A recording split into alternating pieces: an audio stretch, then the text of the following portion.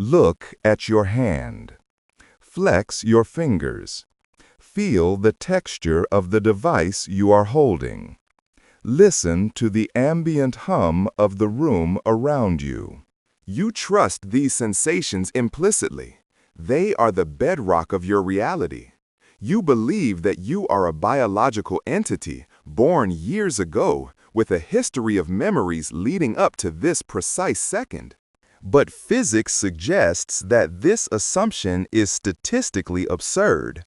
In fact, according to our best understanding of the universe's laws, it is overwhelmingly more likely that you are not reading this on a screen.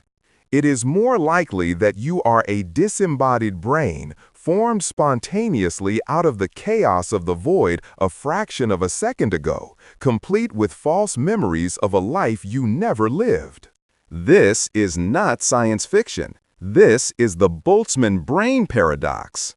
To understand why reality might be a lie, we must travel back to the late 19th century, to the mind of the Austrian physicist Ludwig Boltzmann. Boltzmann revolutionized our understanding of the physical world by connecting the behavior of atoms to the concept of entropy, the measure of disorder. The second law of thermodynamics states that in a closed system, entropy, or disorder, always increases over time. Things break, coffee cools down, stars burn out. We perceive time as moving forward because we are moving from a state of low entropy to a state of high entropy. But Boltzmann realized something profound about the nature of probability. High entropy states are common. Low entropy states are rare. If you shuffle a deck of cards, a random, messy order is expected. Finding the cards perfectly ordered by suit and number is statistically impossible. Now look at our universe. Look at the intricate structure of galaxies, solar systems, ecosystems, and the neural pathways in your brain. Our universe began in a state of incredibly, absurdly low entropy. The Big Bang was a moment of supreme order. The probability of such a state occurring by chance is a number so small the human mind cannot comprehend it. Sir Roger Penrose calculated the odds of our universe's low entropy beginning happening by random chance. The number is 1 in 10 to the power of 10 to the power of 123. If you were to write a 0 on every single proton and neutron in the observable universe, you still wouldn't have enough space to write that number down. So, where did this order come from? This is where the nightmare begins. If the universe is eternal, or if it exists for a long enough time, eventually it will reach maximum entropy, the heat death, a state of thermal equilibrium. In this state, there are no stars, no life, no heat, just particles drifting in the dark, cold void forever. But forever is a long time. Even in a thermal vacuum, quantum mechanics tells us there are fluctuations. Particles can randomly collide.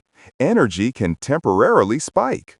Given an infinite amount of time, particles will randomly bump into each other to form structures. Usually, they form nothing. Occasionally, they might form a hydrogen atom. Think of the infinite monkey theorem. If a monkey hits keys randomly for eternity, eventually, by pure chance, it will type the complete works of Shakespeare. Similarly, in the eternal darkness of the heat-dead universe, particles will eventually fluctuate into a configuration that looks like something. Now, we ask a question of probability. What is harder to create by random fluctuation? An entire universe with billions of galaxies and trillions of stars? Or a single isolated object? Entropy dictates that smaller, simpler fluctuations are exponentially more likely than larger, complex ones. It is much cheaper in terms of entropy to create a small, localized order than a universal one.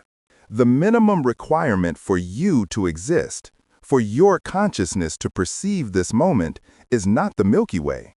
It is not the Earth. It is not even your body. The minimum requirement is simply your brain, arranged in the precise state it is in right now, encoding your current sensory inputs and memories. This is the Boltzmann brain, a collection of atoms that randomly assembled in the void, identical to your brain, holding the memory of a past that never happened. This brain believes it is sitting in a chair.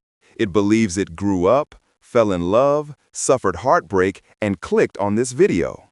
But all of that is merely a random pattern of neurons firing. Here is where the math becomes terrifying. The number of Boltzmann brains that should fluctuate out of the vacuum over eternity vastly outnumbers the number of real biological brains that evolve in a young universe like ours. For every one biological observer born from the Big Bang, there should be trillions upon trillions of spontaneous fluctuation observers in the infinite future. If you are a conscious observer and you pick a random observer from the set of all observers that will ever exist, statistically, you are almost certainly a Boltzmann brain. This leads to a disturbing realization about the past.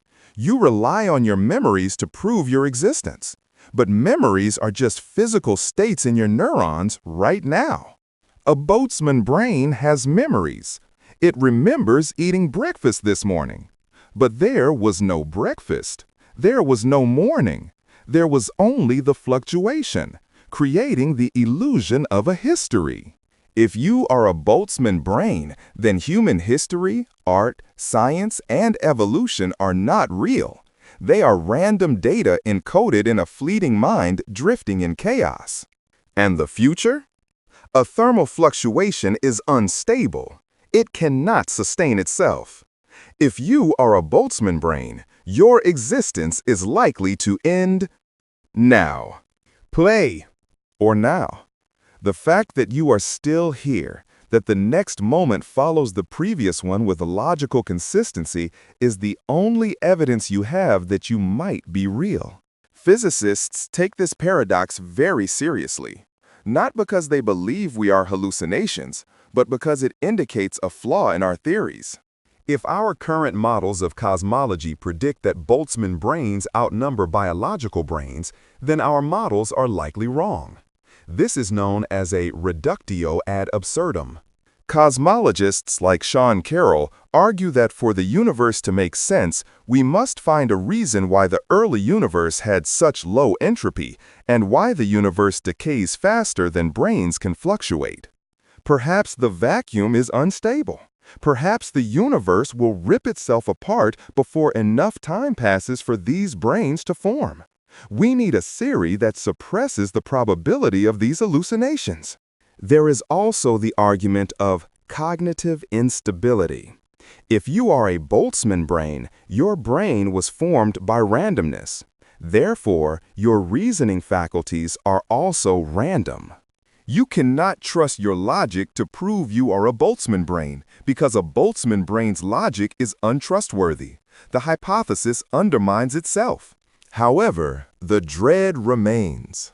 We cling to the belief that we are biological beings, the product of billions of years of evolution, sitting on a rock orbiting a star. We cherish the continuity of our lives, the story from birth to death. But physics cares nothing for our stories. It cares only for microstates and macrostates.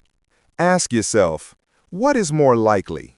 That the universe conspired to create the Big Bang, the galaxies, the Earth, and you? Or that the void hiccuped? Every time you blink, you might be dissolving back into the vacuum, only to be replaced by a new fluctuation with a slightly different memory. This is the ultimate solitude. Not just that you are alone in the universe, but that the universe itself is a lonely thought in a dying mind. Philosopher Bertrand Russell once said, "I think, therefore I am." But he never established what he was. A man or a momentary spark in the dark? The Boltzmann brain paradox forces us to confront the limits of science. When we push logic to its absolute extreme, reality begins to fray at the edges. We must assume we are not Boltzmann brains in order to do science. We must assume our memories are real to live our lives. But assumption is not proof. So, take a deep breath, hold it, exhale, enjoy that sensation. Because if you are real, it is a miracle of statistical improbability. And if you are not, then this moment is the only universe you will ever know. The universe marches towards disorder. But for now, for this brief, shining second, we have order. We have meaning. We have this video. Perhaps the mystery is not why we are here, but why we are allowed to persist long enough to ask the question. Real or hallucination, observer or fluctuation, you are the universe experiencing itself. Treasure the anomaly of your existence. If you are still here and the void hasn't reclaimed you yet, consider subscribing for more existential crises. Until the next fluctuation. Thank you for watching.